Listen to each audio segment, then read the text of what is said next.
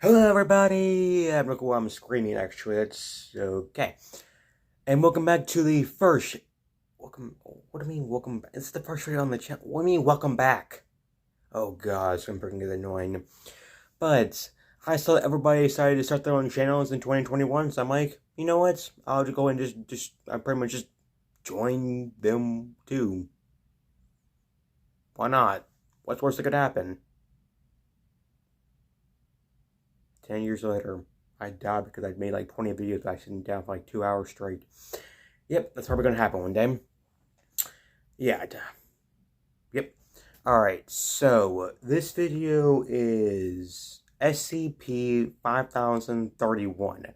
I have no clue what reaction that I what's gonna do, so I'm like, you know what?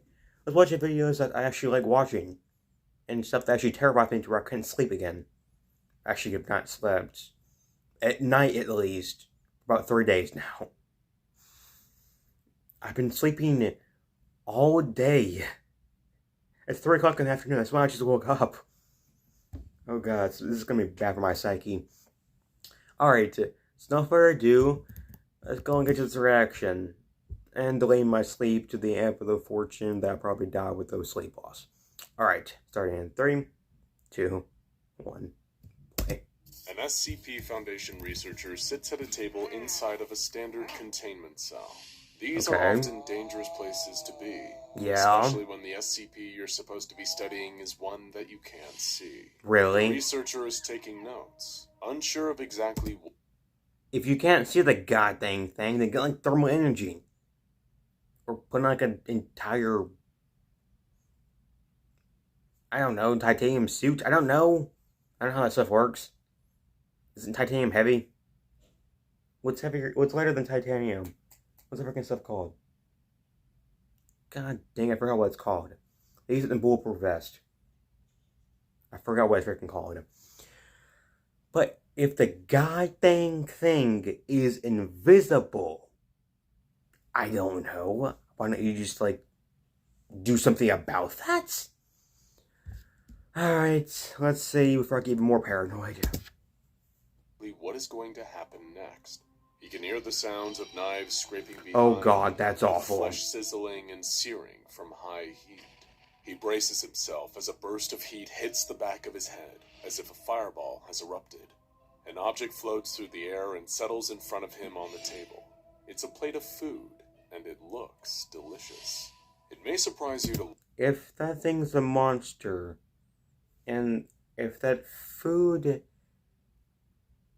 And if he has food in his containment cell and then didn't give him any food, where did he get it from?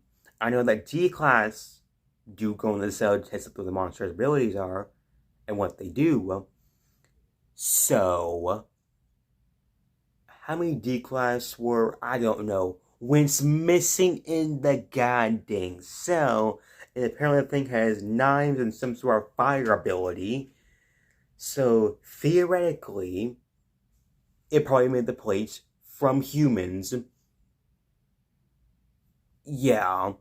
And from my own experience with most games, as soon as you eat that, you probably become some sort of forest monster that wants cannibalism, and babies that scream around every single place.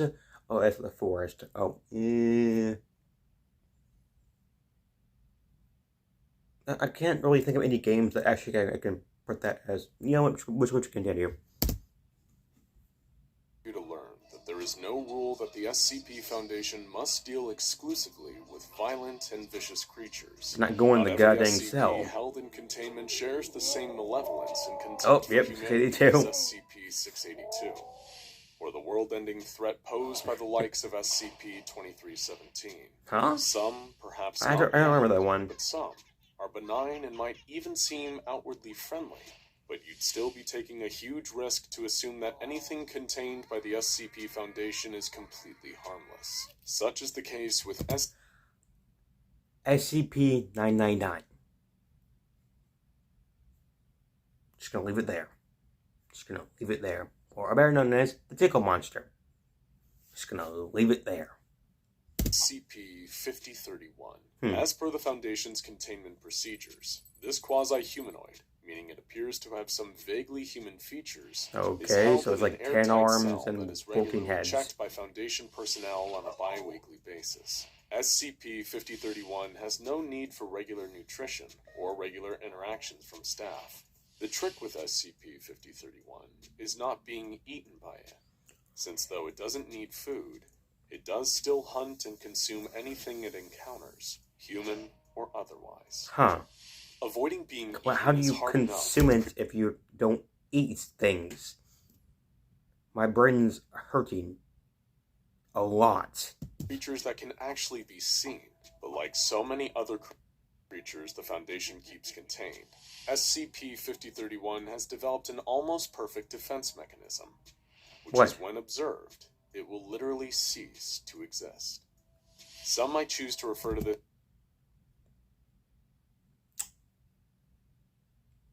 So, theoretically, it's indefinitely, impossibly, immortal. You legitimately can't kill it. It ceases to exist. Forgot, it's the SCP universe. A lot of things don't make sense. A lot of things don't. Such as SCP-682. That gave me a migraine.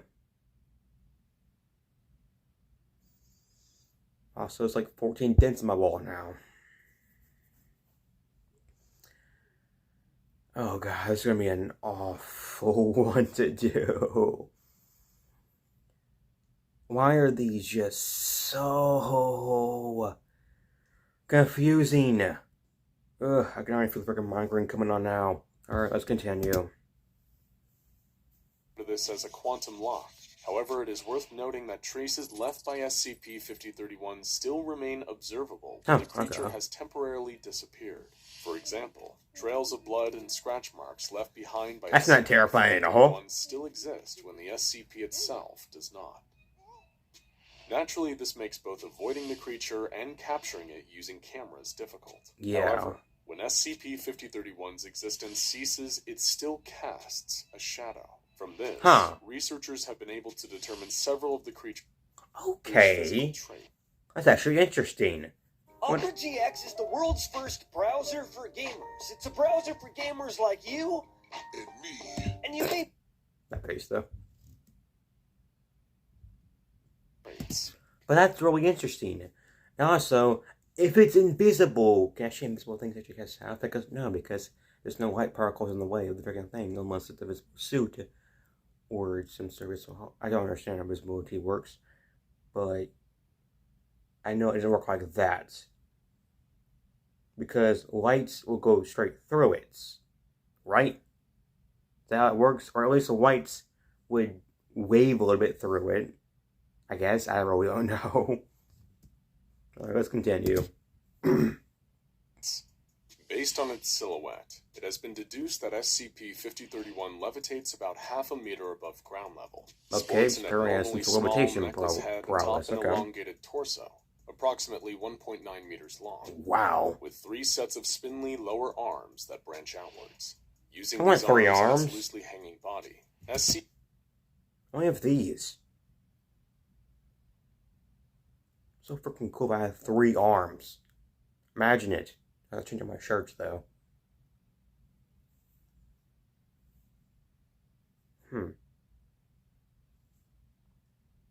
Actually, what would be the purpose of me having 3 arms?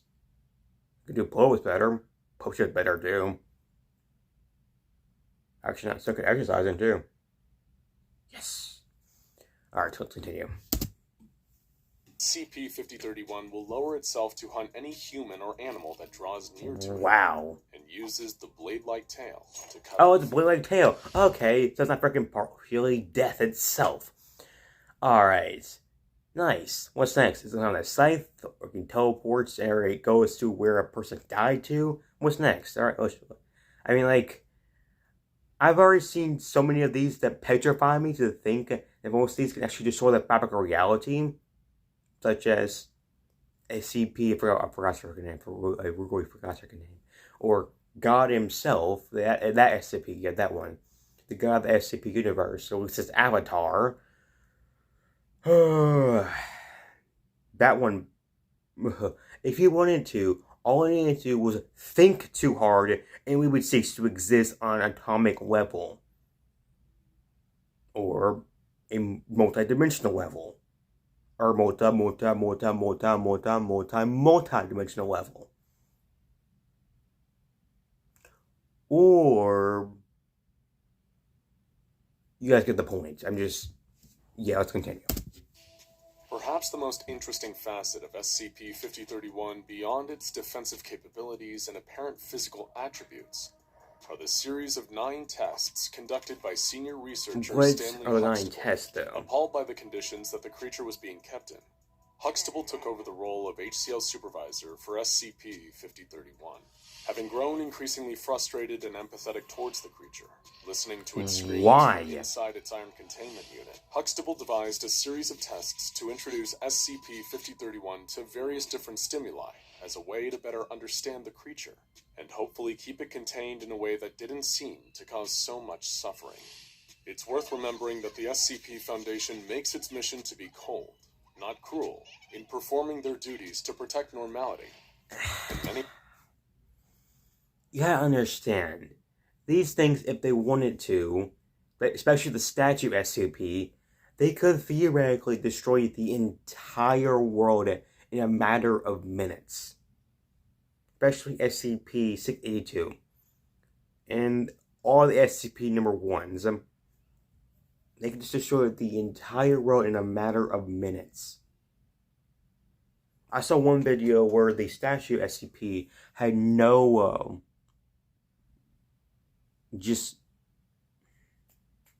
no defects, like we can call it like that, so where it actually can move without people looking at it, or move when people were looking at it, and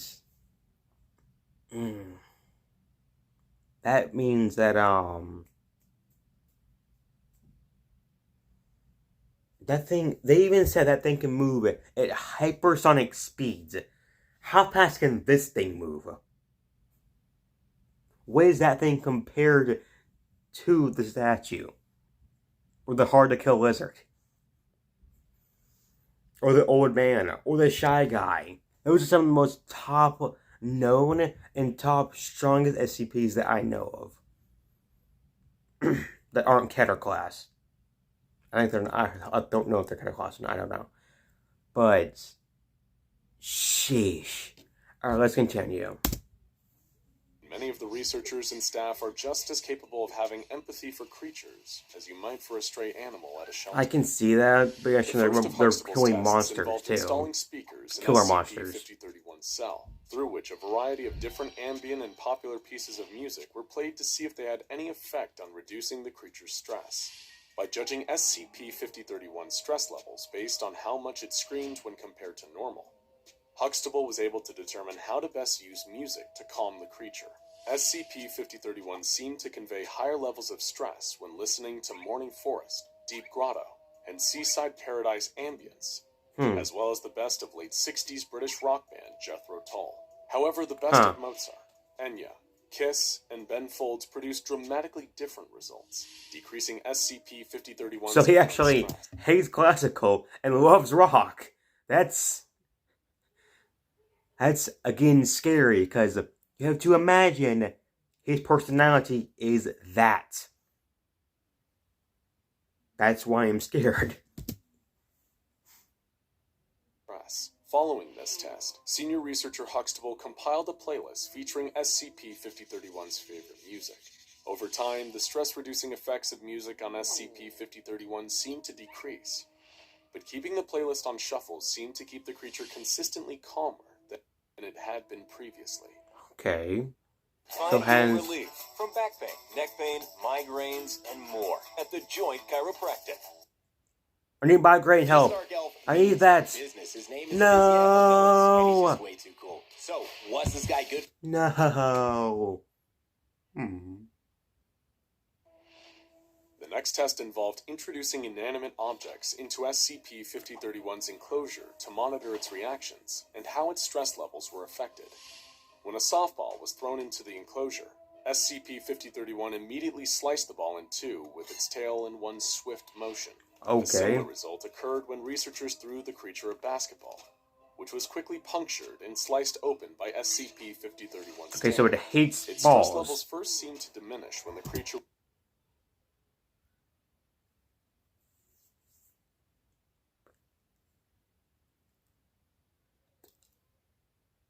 Yeah, just ignore that. was offered a bowling ball, which it rolled around the enclosure and then later knocked it against a second bowling ball. However, when one of the balls chipped, rendering it unable to roll properly, SCP-5031's stress increased dramatically until a replacement was offered. Researcher Huxtable noted that SCP-5031 seemed to possess a similar level of motor So it skills. actually likes the more dense balls. Again, it sounds more awful. It likes the bowling balls. It hates the soft ones though.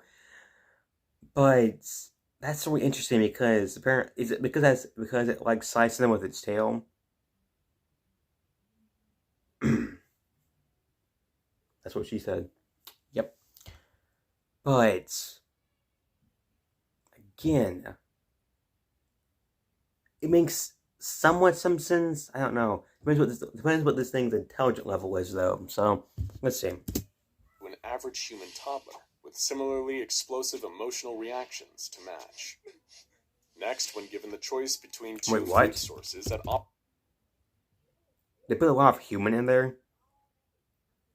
Level of motor skills to an average human toddler. Oh no, similarly explosive emotional so its intelligent level is a toddler's level, okay. Next, when given the choice between two food sources at opposite ends of its enclosure, SCP-5031 seemed to gravitate towards higher quality food, most notably favored cooked rotisserie chickens over animal carcasses. It even chose this option over a live chicken, using its tail to cut its food into more manageable bite-sized portions, rather than ripping its meat with its hands or teeth like many of its fellow SCPs. You're giving SCP a luxurious dinner. That's hilarious. Researcher Huxtable recorded these findings and highlighted that, even though SCP-5031 didn't need to eat in order to survive, providing the creature with food of a better quality marginally reduced its stress.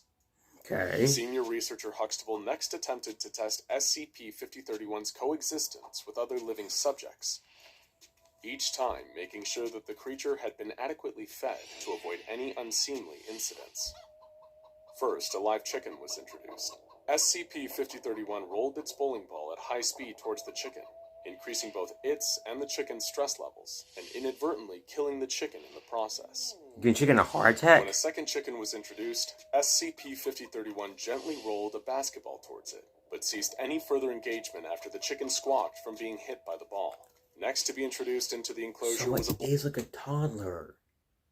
In that sense. Okay, if you guys have ever had a toddler, ever seen or interacted with a toddler, you can see that they are pretty much learn from what they did kind of interacting, or kind of mentality, kind of. Like, if they were to fall off a chair, or fall down from tripping something, they learn from that and try not to do that again.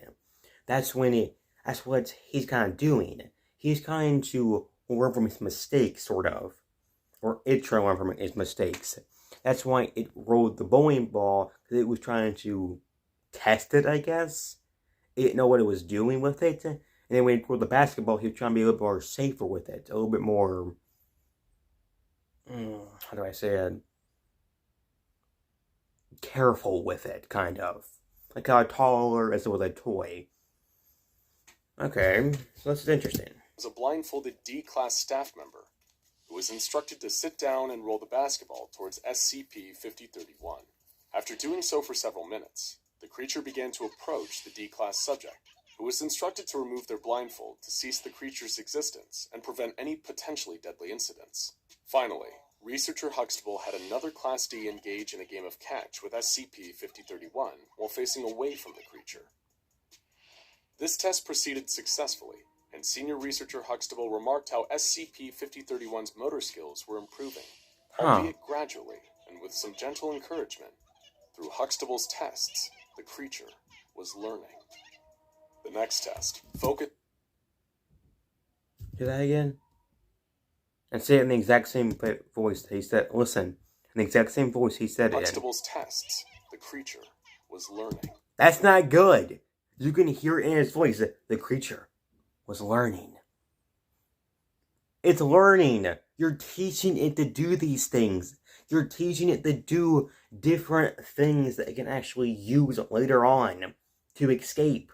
The more you teach it, the higher chance it has to breach containment. I don't know. Its intelligence level could be even higher than we think it is, actually. It could actually be manipulating us into, or manipulating them into teaching it different things. Or slim chance they can actually engaging with them in a more kindly manner, which I could see. Alright, let's continue, because I really don't. Okay, let's continue. The next test, focused on teaching SCP-5031 linguistic symbols, utilized LCD displays and buttons connected to a food dispenser. One display showed an image of a rock, and the other an image of a rotisserie chicken. After some brief probing, SCP-5031 was quickly able to understand that pressing the button under the correct display would dispense a rotisserie chicken for it to eat. Huh. Okay, so it is like a toddler. Build custom industrial machines. Especially the way it's doing it. Like I said before, its methods are like, in my opinion, its methods are exact same as a toddler's is, kind of. But it's really interesting how it's doing this. It's either learning from its mistakes, which is what most people do, actually, or it learned the first try, which most people can do, with some try and fail most times, but still, this is really interesting in how it's just learning like this fast. It's getting really scared. What's next? Are they gonna try to teach you how to communicate with us? Huh.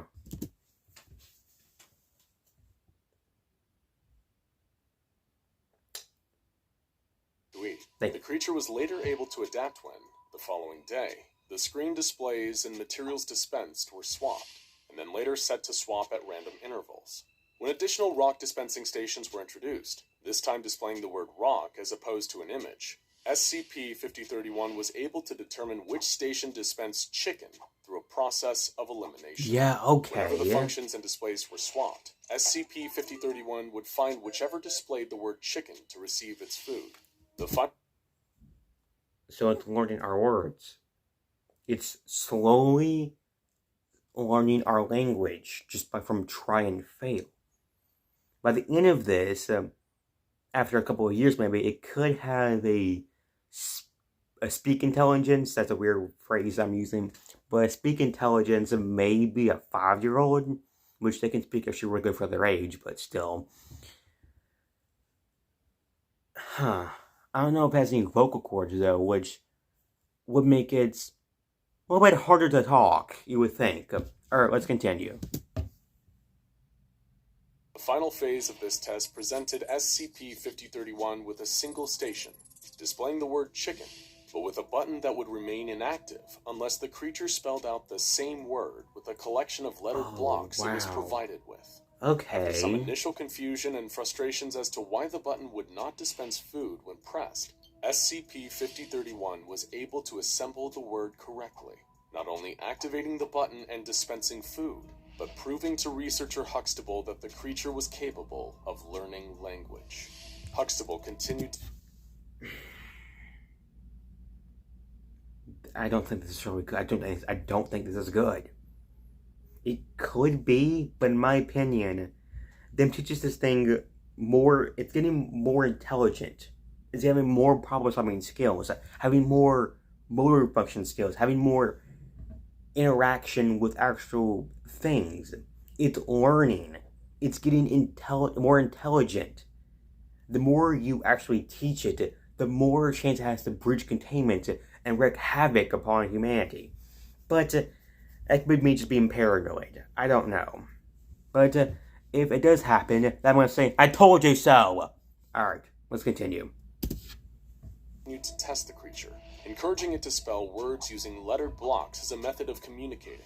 By increasing SCP-5031's vocabulary and the amount of human interaction it received, senior researcher Huxtable observed that SCP-5031 was gradually learning to sing, albeit non-verbally, as well as to juggle with its 6 hands, and was even communicating its food preferences and dish pairings.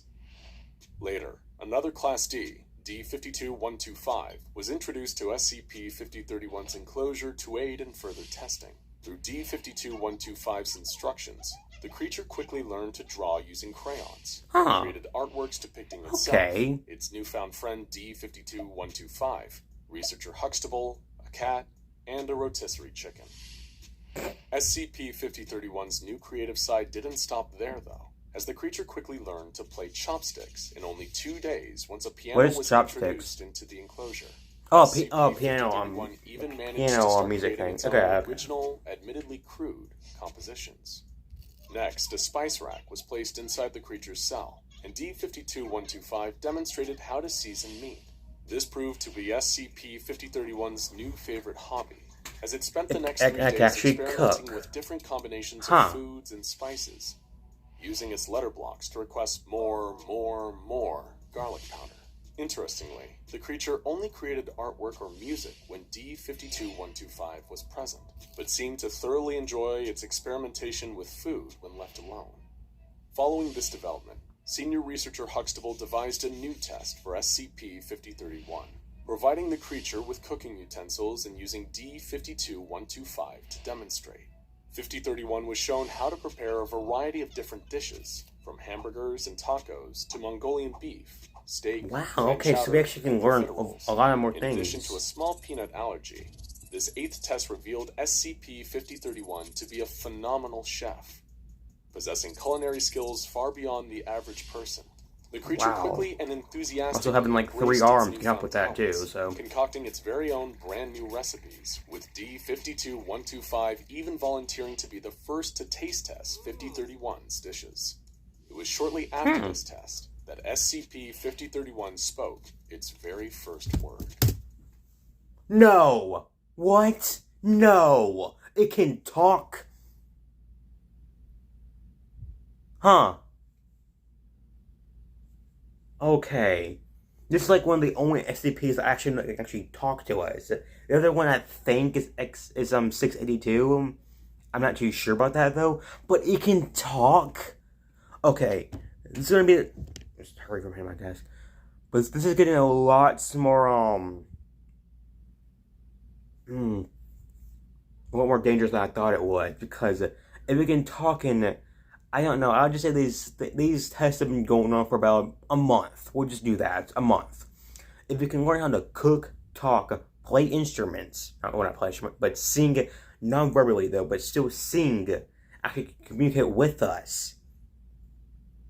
In only that short amount of time, what can it do in a year? What can it do in 10 years? What can it do in 20 years? Depending on the thing's age... Most SCPs can live for hundreds of centuries, millions of years. So I just put a base average of this thing living like maybe 500 years. If it can learn this fast, what can it do when it hits 400 years old? What can it do? Just imagine that. Man. Alright. It's already something better than humans can do. Cooking. Alright, let's continue.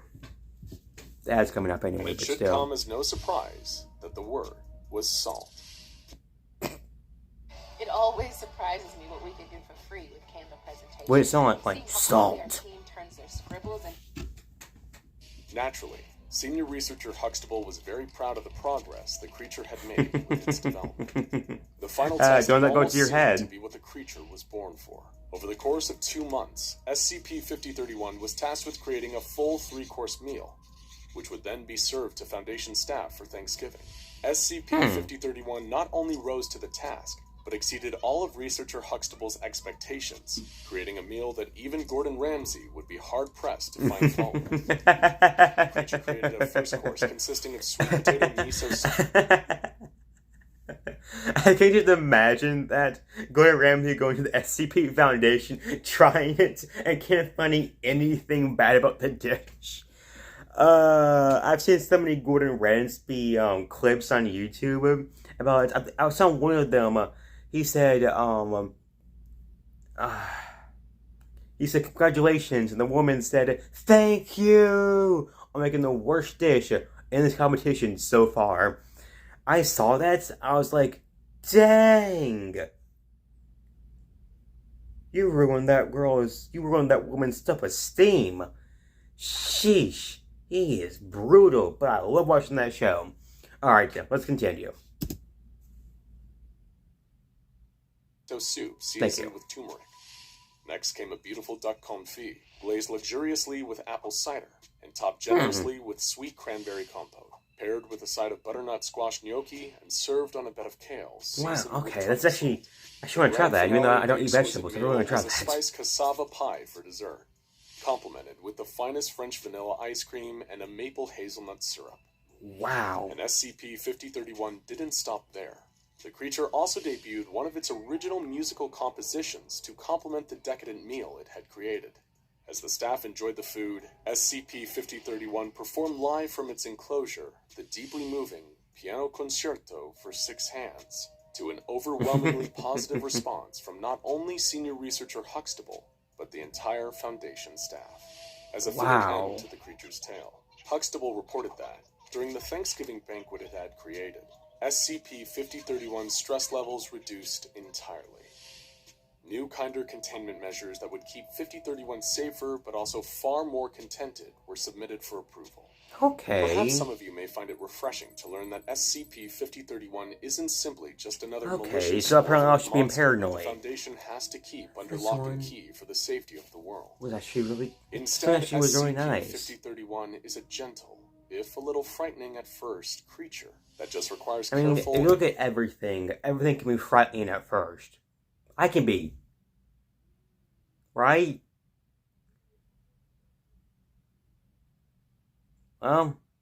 Guess not. But everything can be frightening at first. I was, like, really, really scared of, actually, I was actually scared of water, actually. Because, I didn't close my nose when I was, like, 4. When I was, like, 5 or 6. When I was, like, 5 or 6. When I got dunked underneath water, I didn't close my nose properly, so I actually breathed in water, and since then I was scared going underwater. Until I actually learned how to have fun under it like 2 years ago. And yeah, ever since then, I just been loving going underwater. That was like one of my most worst fears. It's not the same as this, but you guys kind of get it, right? Things can be scary until you actually do it. Though I'm never doing bungee jumping. Never jumping from a plane, never. Never in 1,000 years. Never. Nope. Alright, so let's see what the rest is about. This is really heartwarming. Guidance instead of a cold iron cage and around-the-clock armed guards.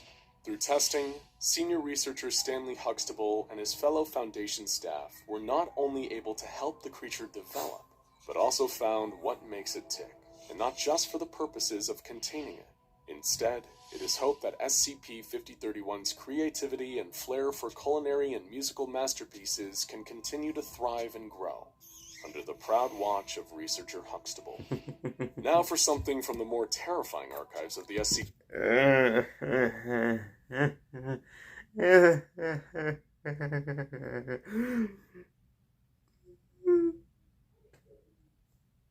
You ever thought you was like a 14-year-old boy actually whimper before?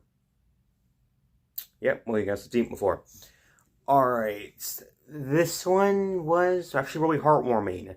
I like how they put like a heartwarming one and say, hey, why don't you have like, I don't know, a terrifying nightmare one, or terrifying nightmare-inducing one after this one, so you can actually balance it out a little bit. But yeah, without further ado, so we into the first video ever, actually, and it's a long one. It's a really long one. I didn't think it would be actually this long.